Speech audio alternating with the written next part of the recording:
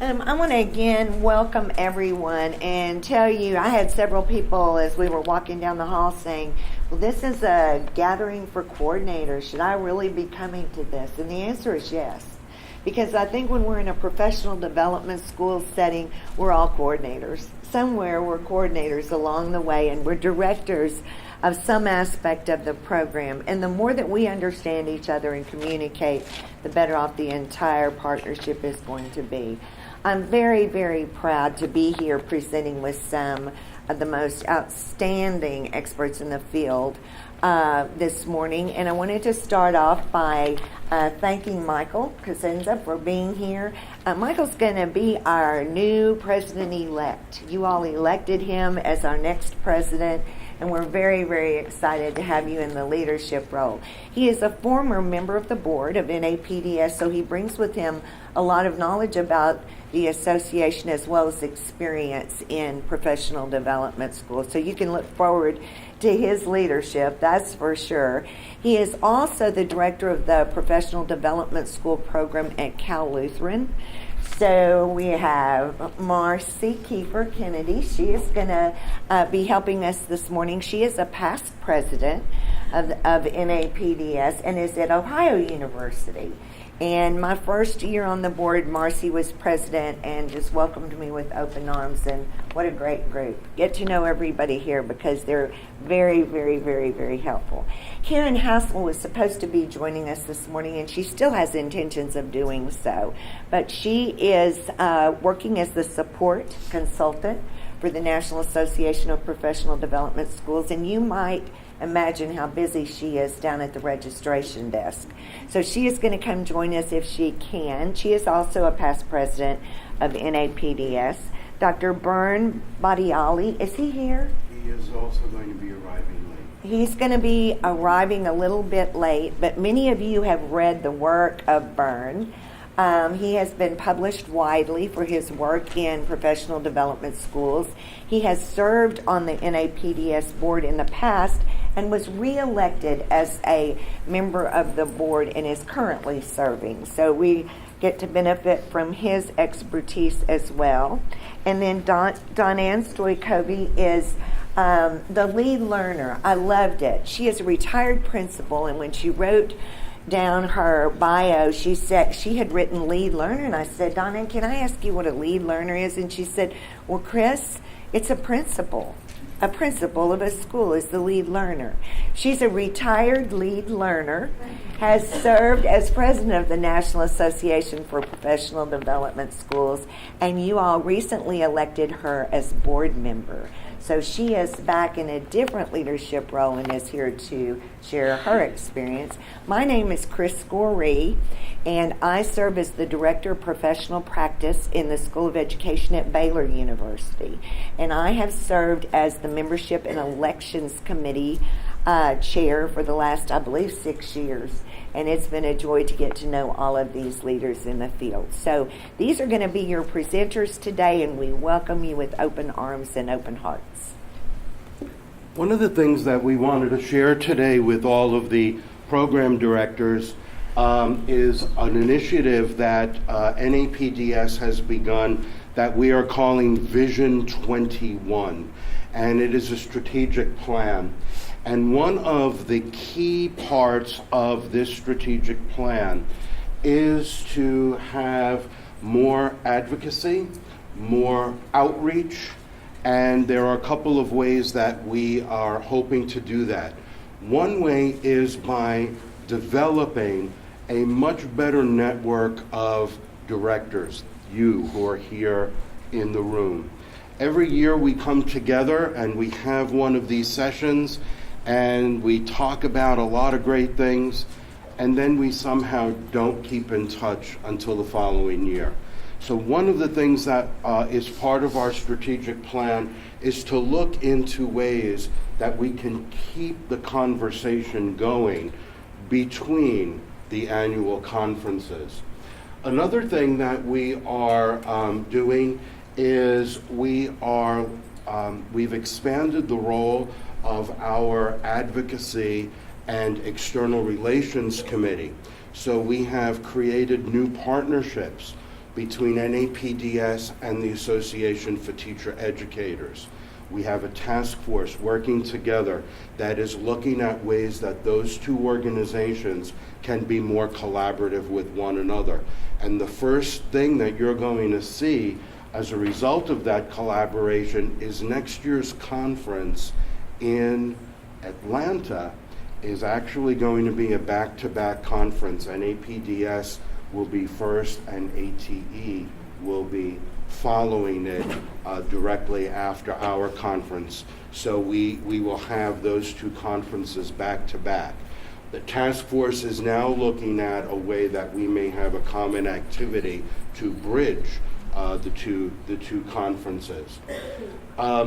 We have a new partnership with the AERA, and we've actually identified Susan Ogletree, who will be serving as a liaison between the AERA PDS SIG and the NAPDS to bring more research opportunities to the two organizations. We know that there are a lot of gaps in the research for PDS work, and this is going to be an opportunity for the NAPDS to be more proactive in the types of research that we need to further advocate for the PDS model.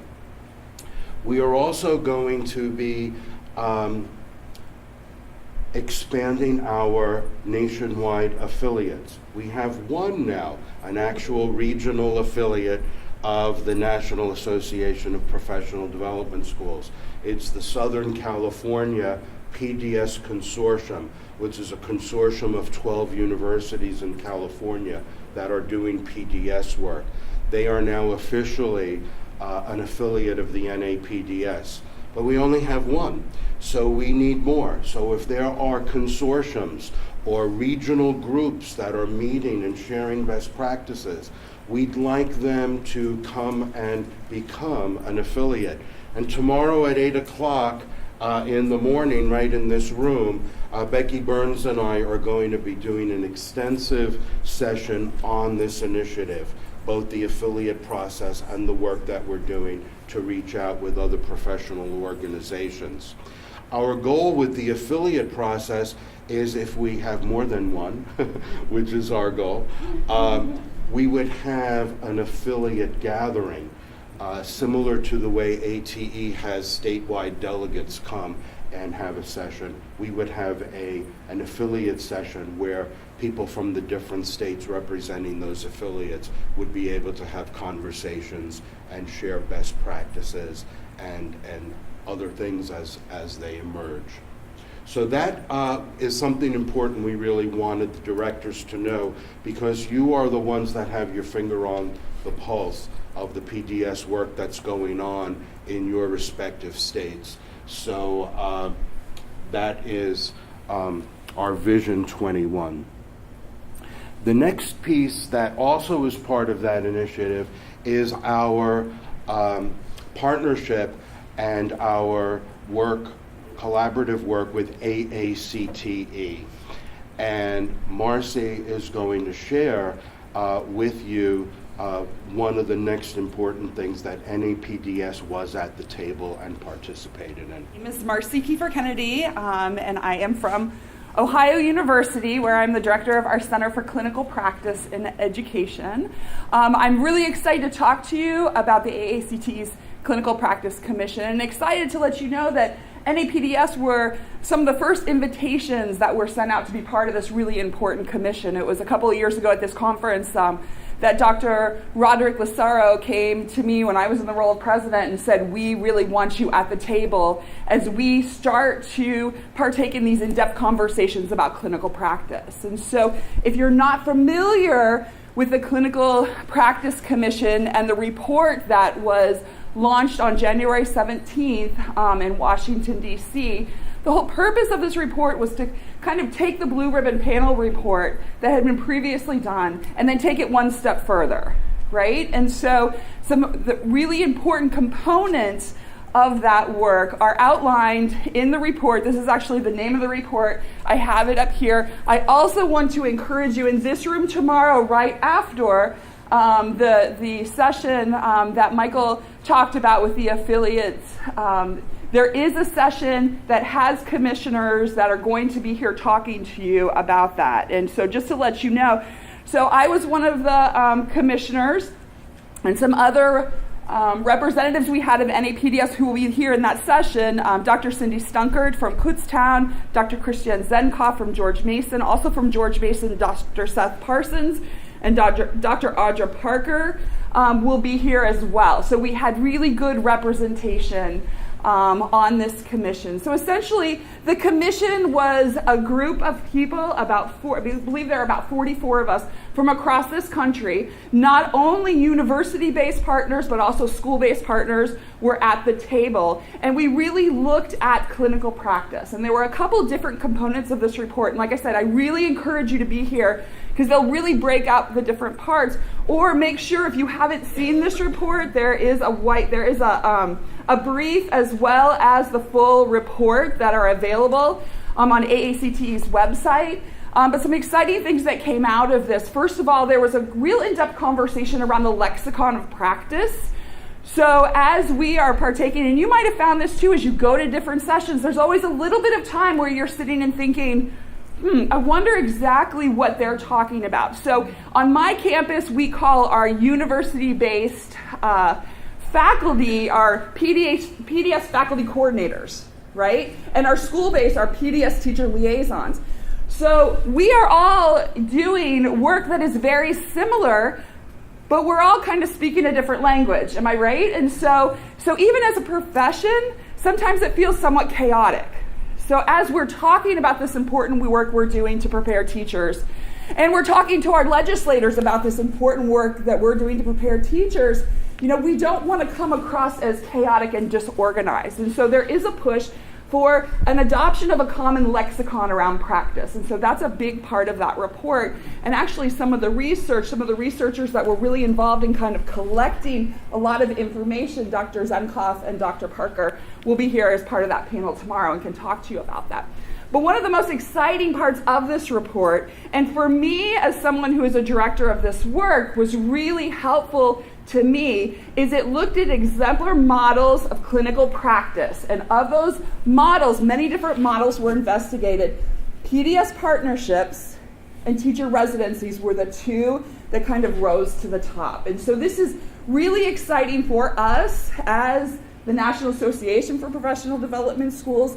There was a lot of conversation around the 9 essentials and what that work means. And so that to me was, again, part of the most exciting conversation. I own it. I am a big PDS nerd. I love talking about PDS. To just sit in a room with people from across the country and do that was really, really exciting for me. So I don't know if you have any questions now, but if you'd like to know more about it, there is a brief that is just a couple of pages long. The full report is 50 pages long, and it gives you a lot of information. At AACT, I was part of something, and someone had just looked at the brief, and some of the questions that came out, and I was like, I'd be happy to engage in conversation with you about that. But if you look at the full report as well, you'll get a lot more of the meat of the of the work. So that is what I wanted to share with you. Again, we had great representation. There was representatives from a lot of different organizations, ATE, the National Teaching Boards, NNER. So there was a lot of good representation around the table for this work. So the Directors Forum is one of our critical events within the conference. We will provide extra time so that you can get around the table and talk with one another. We know that this is an important group because you are right on the battle lines, I guess, right on the front lines of our work. So we need to know what you think. We want your feedback and your commentary on all that we do. So thank you for attending this session. We look forward to your participation. And if there's anything else that we can do to make your experience better, find somebody with a green tag and tell them what you think, and we'll try and make it happen. So again, thanks for being here, and again, my apologies for being hard. Very good. Well, I think it's time For our group group discussions and to learn from each other. And the plan is to take the 4 topics that were addressed by those of you who submitted ideas when asked, and we thank you very, very much for doing that. And divide into groups to discuss the 4 major topics that were requested. We will have a facilitator at each group, and after we have the opportunity to discuss our topic at our individual tables, then we will come back together and share out as groups. So that is the plan. So if you will just, do we have the topics up here? Yes. Okay, so we have PDS funding was one of the topics mentioned, and I think I'm supposed to stand over here. PDS funding was one of the topics that was mentioned as needing to be addressed by many of you in the group.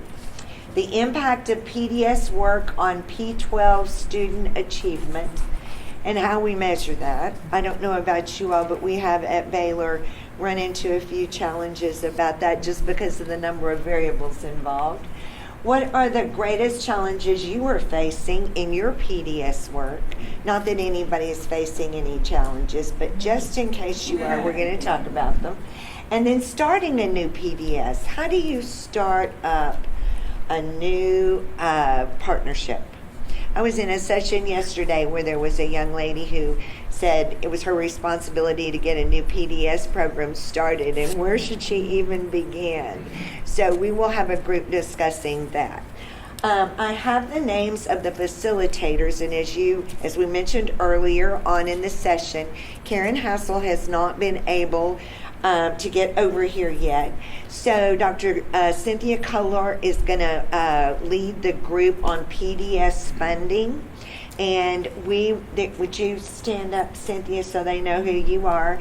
And I'm going to suggest that we start the funding. Would it be all right if we started that over there? Because I think we may have to move some people around. We have a larger group than we had anticipated, which is wonderful, wonderful. But like always, we teachers have to be very flexible, right? So that's what we're going to do.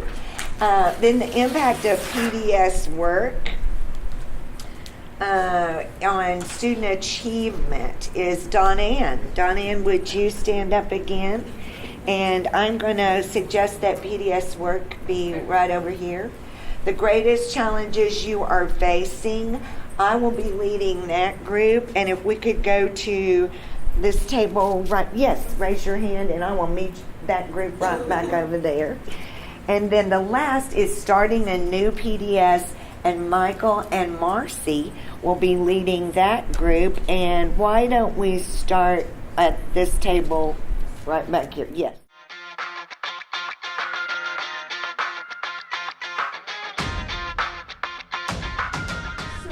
We were just talking about, the basic ways of funding partnership work.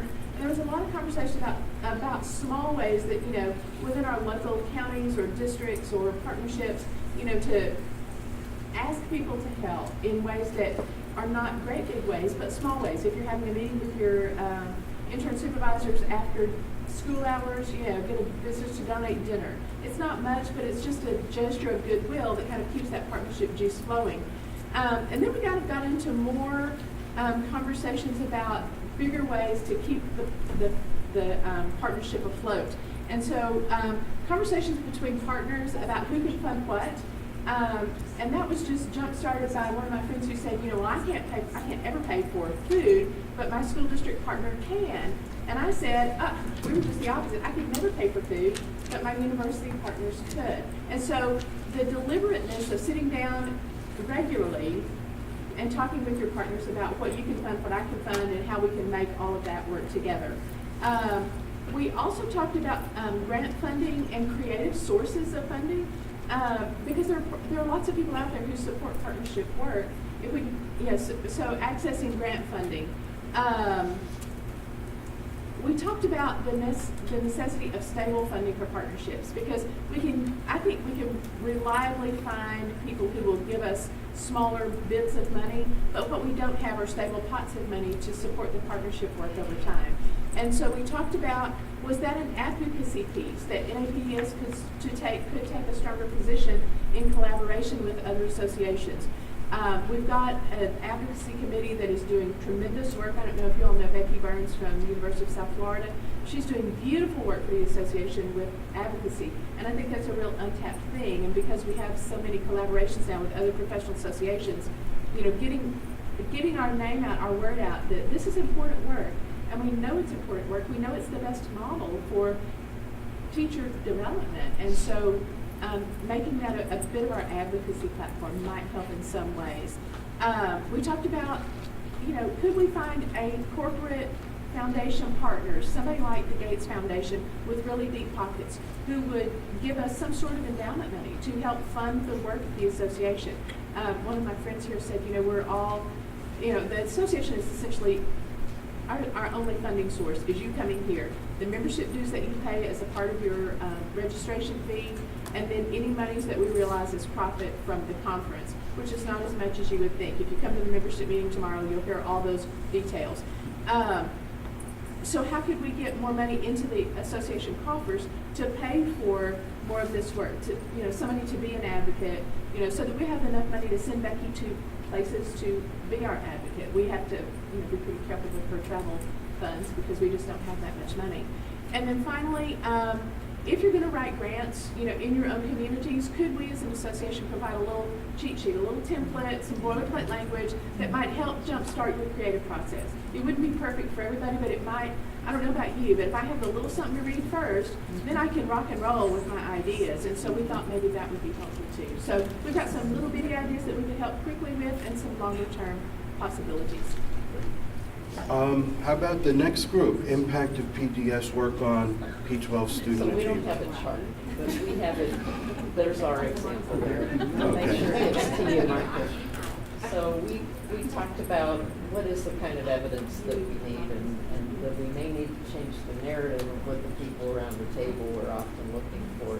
They're looking for test scores, and that's not the only evidence of impact on student learning. And so talked about, let's see, the issues of confidentiality. Sometimes those may get in the way, or the need for an IRB, and what are some ways to kind of either work through the school to get that, or work around it in other ways. So, or go through it and figure out how you make it fit the need that you have.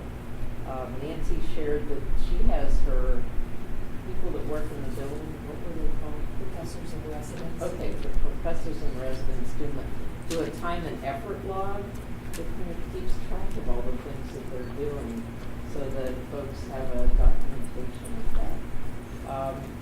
Talked about surveying parents.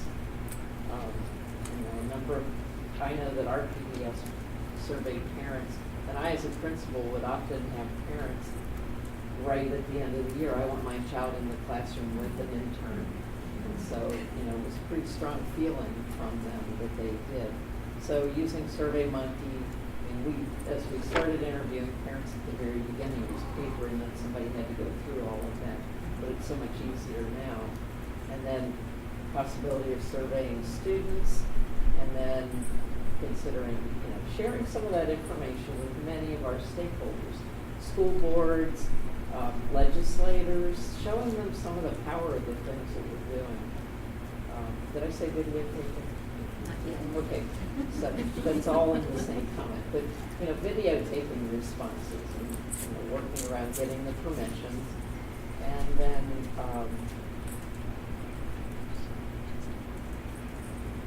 anything else? That's pretty well. Well, first, what I'd like to say is that as we organized our group, I happened to notice that there are several of us in the big group that are facing some challenges. Because look at the number in the group that came to the table about addressing challenges. The best part, though, was that we had such a group that was so willing to share not only the challenges they're facing, but also wonderful ideas to help the rest of us as we identified some overarching topics that seem to be of interest to almost everyone. So as you can tell, we have a very lengthy list of challenges that we're facing. And what I've tried to do at the very end, and as I've listened to our awesome group and all the perspectives that were shared, and to me, that was one of the most valuable pieces of information coming from our tables. I don't want to let these people go. I think we could change the world with this group right here. But we had some overarching themes that we were all asking each other for help addressing it. At least that's the way I felt and shared. One of them is transition. And there were several aspects of the transition.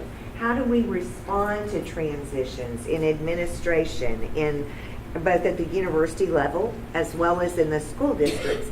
It makes a huge difference if you have a real supportive principal at a campus and that principal leaves and a new principal comes in who has no idea what PDSs are. And honestly, even though during the interview he or she may have said they were all for PDSs, they get in there and not much is happening with regard to PDSs. So what do you do when you have those transitions? And what about your dean who has been supportive with resources, with faculty lines? That person leaves and a new dean or a new associate dean comes in who has a completely different idea. And you're moving along with all this momentum and all of a sudden all the brakes are put on. So transition is a challenge that I believe most of us face. The next thing that I saw as an overarching theme was roles and responsibilities. And this kind of goes back to what Marcy was talking about earlier. But even within the partnership, we don't all know what everybody else is called. And when leadership changes on top of that, the roles and responsibilities become extremely blurred. And even those of us who have been in positions, I'm going to say, with a lot of responsibility, are not sure what our responsibilities are. So going back and defining that, where did Sorry. it go? Okay. All of a sudden, Vanna walked out. Ari's got tired, so I put you down now. Oh, okay. Now that's absolutely great. But anyway, roles and responsibilities and how they change, and how we know when our roles and responsibilities change, and can continue to support those who we have been supporting along the way, even though our roles and responsibilities may look just a little bit different. Another was faculty involvement in the field. Especially at universities who are really focused on research efforts and time being spent on research, and Baylor happens to be one of those, so I totally understand because I'm responsible for doing research myself. But you have tenured faculty who think it sounds wonderful because they know that out in the field, clinical is where it's all taking place, and yet they get out there and they see how time consuming it is, and they're not in their office, in their classroom that they've been in for 20 years to deliver their methods course, and it's upsetting. And we have to go back and try to make everything work for them because we want them to be comfortable, and they're a strength of our program. So having the two come together effectively so that we can support our PDS partners as well as our faculty and listen to each other, as I said earlier, from the heart, not just from what it should look like on paper. One of the ideas that was expressed that kind of ties into one of the challenges that we face is that many of us are going back and re-evaluating our programs. We're looking back at them to assess their effectiveness, especially after several years of trying to gather data to assess the effectiveness and running into some challenges with that. And we're asking ourselves, what is the difference between a partner school and a real professional development school? And you all heard this over and over again at this conference, and many of us are facing that. And then on top of that, when you go back and do your assessment and decide as partners that perhaps this school was a high-functioning professional development school, but maybe now with leadership changes, faculty changes, it's more of a partner school than a professional development school. And how do you go back and say to that school, you know, it was fun having you as a PBS, but, you know, now we've decided that maybe you're going to be a partner instead. We had a lot of really honest conversation at our table, and you know, we said what said in Vegas stays in Vegas, and then I look at the video. So I know, that's I'm not real sure, but yeah, it will all work. And I really think that we are all facing very, very similar issues. But the word pathways was used, and I thought that was really, really interesting. And I understand that it came from Salisbury and heard it from someone else, right? George Mason. Okay, and that might be a good way that we can address the changes. In other words, you have been a PDS this time. Now we're going with we're gonna take a different pathway with you.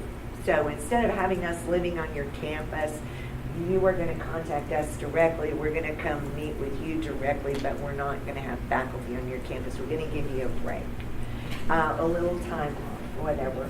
So those were some great ideas shared. Money and resources are always a challenge, especially when you have been working with soft money, with grants, and the grants run out. And all of a sudden, there you are, or the program at your university changes, or the legislatures in your state. We had a wonderful perspective to share in our group, but decide that the funding is going to look different for PDSs and the support of PDSs. And you're used to having that money and support come along, and all of a sudden it's gone. What do you do? How do you sustain the momentum and the wonderful programs you have going on?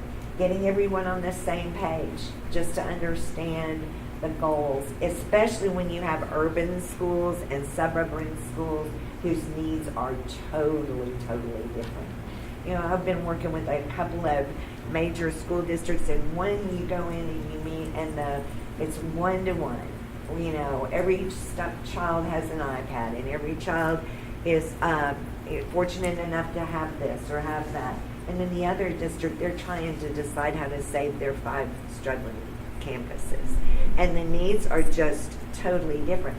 So how do we go in as their partners and support them in the way they need to be supported, instead of just having this consistent program that pays no attention to individual needs? We don't want our students doing that for kids, and I don't think we should do it for our partners with whom we work.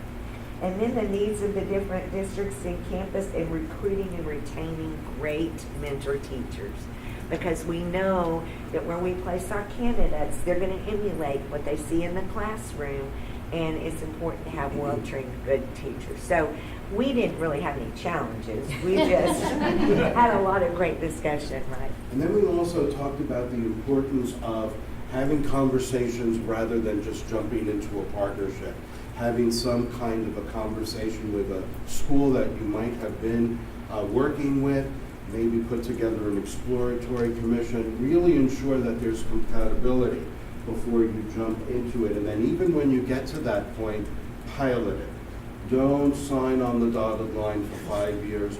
Do a 1-year pilot and continue to meet and work together to develop a memo of understanding that will really work for both of the partners. Piloting is a wonderful word, a wonderful concept, pilot. It's the way we start everything. We call it a pilot. Then it kind of takes the pressure off, too. Yes. Like, let's see what we can do.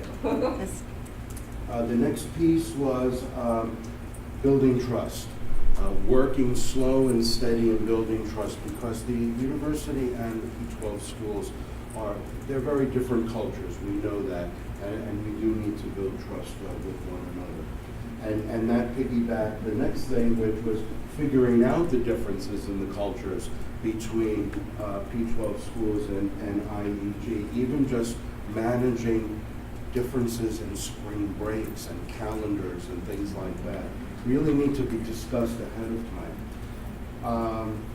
Aligning the lexicon and determining roles and responsibilities. We talked about, as Marcy mentioned earlier, who calls it a liaison, who calls it a coordinator, who calls it a site-based supervisor, who calls it something else.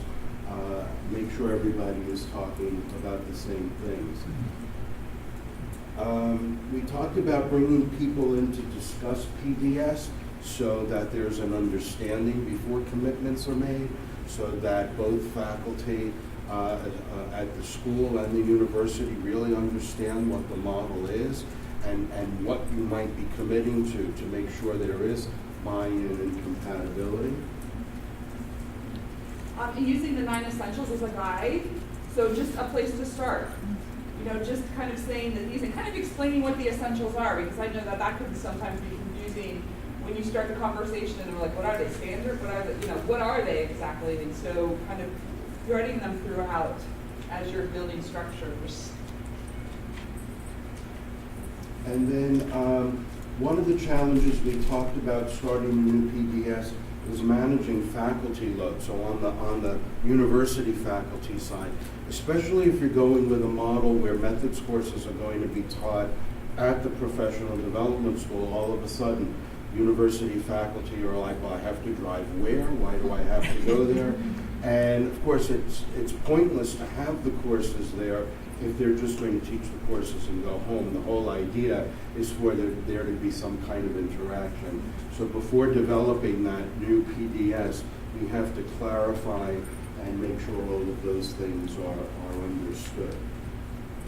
And we had, again, kind of understanding one another's culture. So I know for me, that was the biggest shock when I came from P12 to higher ed. Even the timeline. You know, in P12, when something gets handed down, it needs to like happen tomorrow. Higher ed, it doesn't happen that way. So I found, we find that sometimes it's just helping people kind of understand that things go in different, they're just different, and kind of understanding those differences, because people can become frustrated and because they don't understand that. I find there was a lot of like troubleshooting around that. Can be a lot of troubleshooting. Well, I want to have you give yourselves a round of applause for the wonderful conversations. But as I said at the beginning, we're not ready to let you go yet. One of our goals in our Vision 21 strategic plan we want to find out ways any PDS can support ongoing communications with you. The PDS directors are a very important constituent group, as Doug Rogers said when he came in. So we would like to solicit ideas now, and perhaps let's get some more.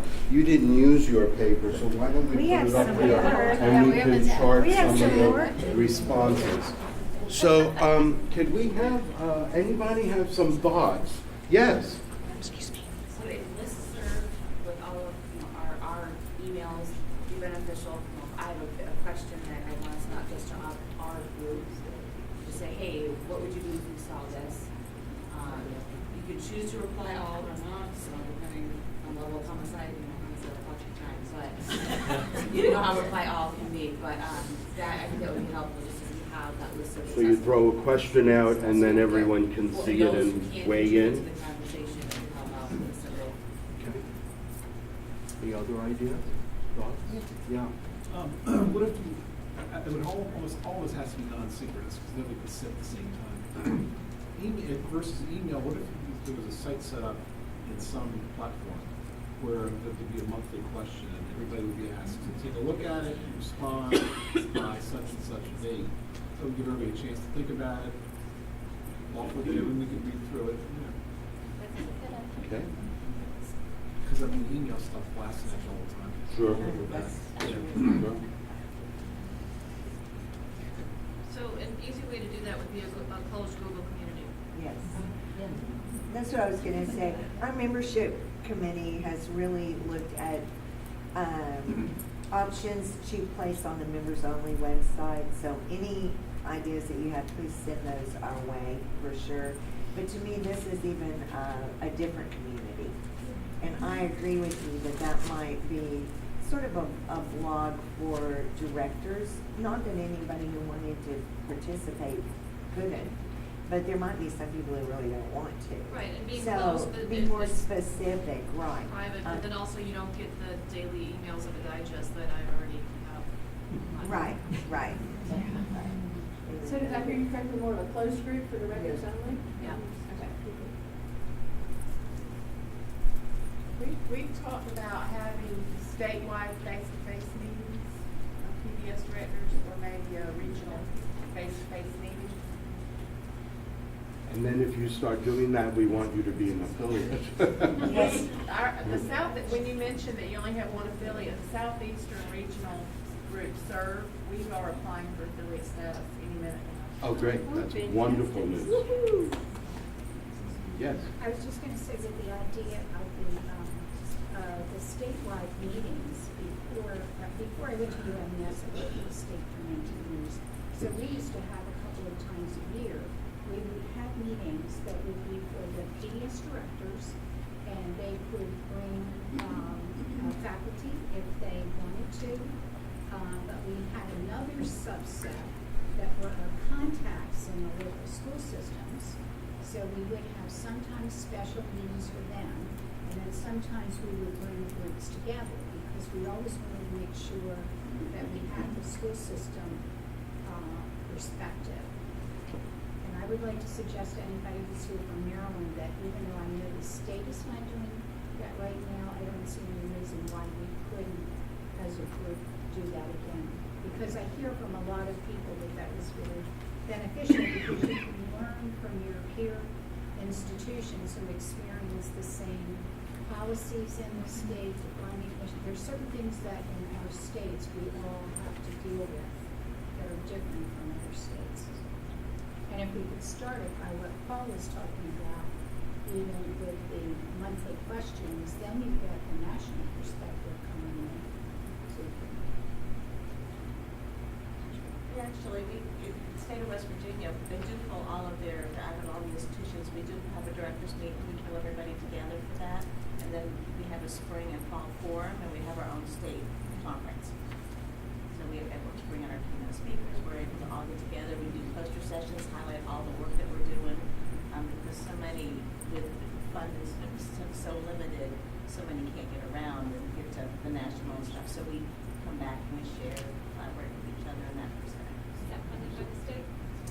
It is. So I see another affiliate It coming. is funded by the state, but it's also, it's kind of piggyback on one of those creative endowments. None of them are very good to us in the state. I know a lot of you don't want to come to a session at 8 o'clock on Saturday morning, but one of the things that I'll talk about tomorrow is how with the affiliate, we will also put a spot for affiliates on the national website so that if you're having events like you just described, it would also be advertised on the NAPDS website. So the word is going out, and people might, like we're holding a conference in Malibu next year. Well, people from Maryland might just want to come to Malibu in March. So we could start broadening the participation even at the local levels. I saw other hands. Yeah. I know within our PDS network, the professors and residents, they all have different expertise, so we have like a resource list, and they maybe, if you're interested in school gardens, or somebody who says, contact me. So we could do that for creative funding, for student surveys, for, some of the different kinds of things where people would be willing for people to email them or call them. This may be on the members only page, but I was wondering if the status of each university could be updated so that we might find out more basic information to compare. Quite often I'm asked questions from my team about how do other organizations, other universities with as many PDS as we have, how do they handle these situations? And I said, well, I don't really know. I just asked about universities, how do they load faculty, how do they pay for professional development? Just the number of PDSs, how can we compare? If there's a way we could find that information quickly, it would help us out. Yeah, that we should put that down, but I know that's a monumental task because we really don't even know how many universities are even using the model, because there's no place to register for that, But it could start here with us. The place where you Start do with us. budget, number of PDSs, so forth. And I might recommend you leave it to us to fill that chart Yeah. out. There's nothing you have to collect. The Google community, a Google Doc, or could easily That's a good be idea. by the Okay. Right, with our I like PDS within the state, I can throw out an email to all of the directors and ask, a general question, and to get all that feedback, and then I can take it and present it to, how are all of you going through paying stipends or honorariums, and it's going through the business office, it's going through the county, just a general Board course releases, things like that. Good idea.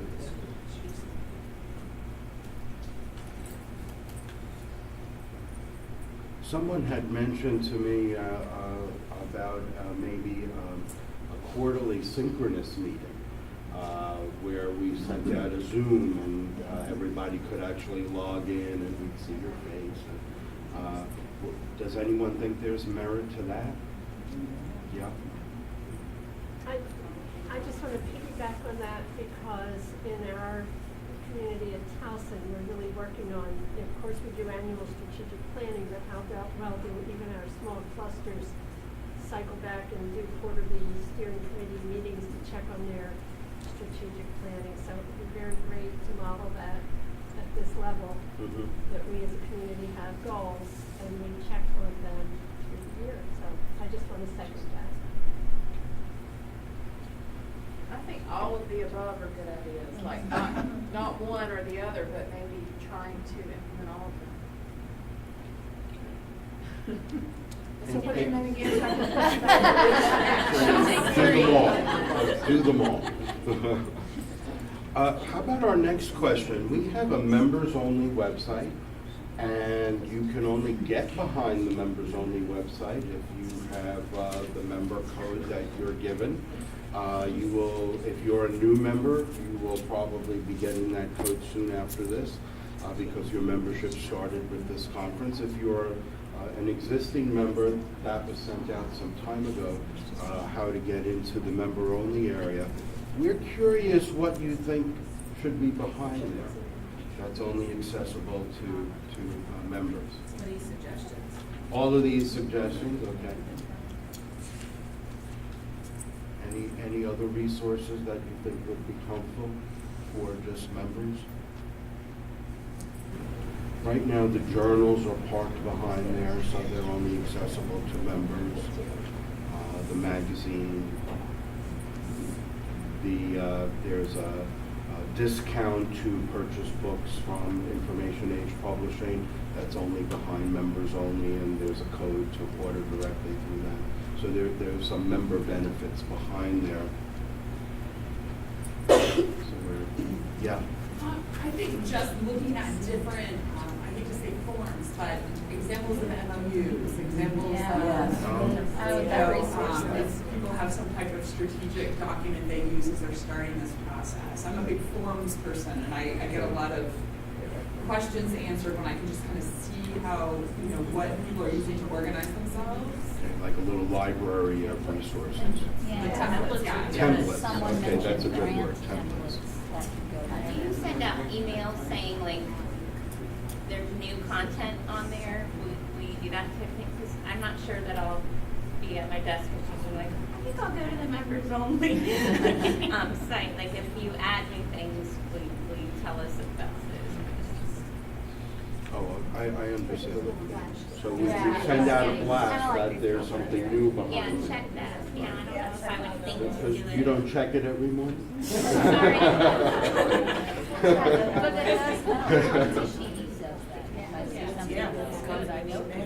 Any other suggestions for either of the questions that we posed? Well, then maybe it's time for the raffle. Did everybody get a ticket? So the book we're raffling off answers all the questions that you talked about today. I wrote that name right here. There's one of them. So I have a question that would then go along with that since we have books. Any chance anybody would be interested in doing like book study together as directors? As director. That's a good thing. Great idea. So either Boxer, which would be a closed place, or we could do a Twitter one, but that's more open, or if we do a Google Communities, we could do a closed one, and we could read a book together. I would like it.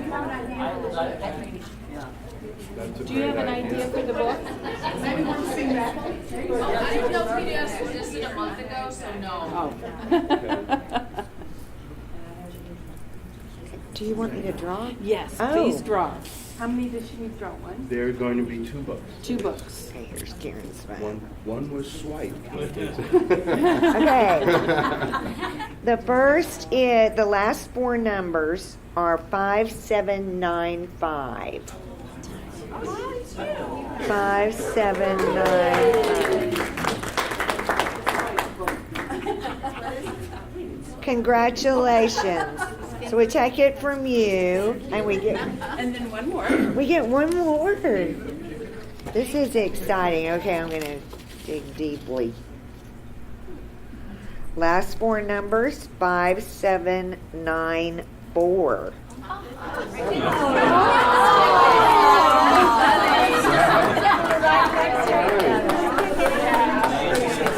Stick together around here. That's the lesson. If you didn't get a book, they'll be on sale tomorrow or at the 12 o'clock session today where authors from that book will be doing a panel session in this room at